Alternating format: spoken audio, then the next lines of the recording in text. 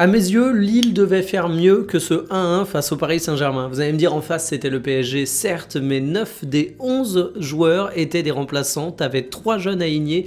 Voilà ce qui se présentait du côté de Paris face à Lille. On était quand même loin de l'équipe type qui a gagné la Ligue des Champions. Et on était même loin de l'équipe qui a aligné le Paris Saint-Germain face à Marseille. Or, il y a quand même pas mal de personnes qui vont dire pour le match face à Marseille, ouais, mais c'était un PSG bis.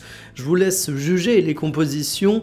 Et honnêtement, ce 11, il n'a pas de quoi impressionner les Lillois sur le papier, surtout quand on sait que Ramos, Barcola et Chevalier, ils sortent pas du bon match.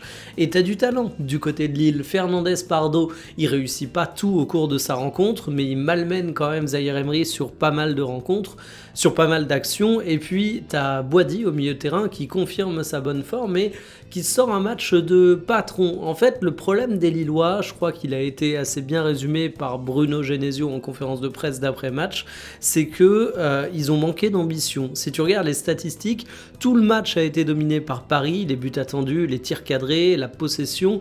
Et en fait, c'est l'étiquette du Paris Saint-Germain qui fait peur. T'as pas eu assez d'audace du côté du LOSC dans le pressing, dans l'agressivité. T'avais un peu peur de te découvrir et du coup, t'as fait un match un petit peu timide et c'est pas ça qu'il faut pour faire trembler le Paris Saint-Germain. Même un Paris Saint-Germain classe biberon. Si tu fais pas la différence au cours du match, tu t'exposes à des remplaçants qui peuvent faire mal du côté de Paris.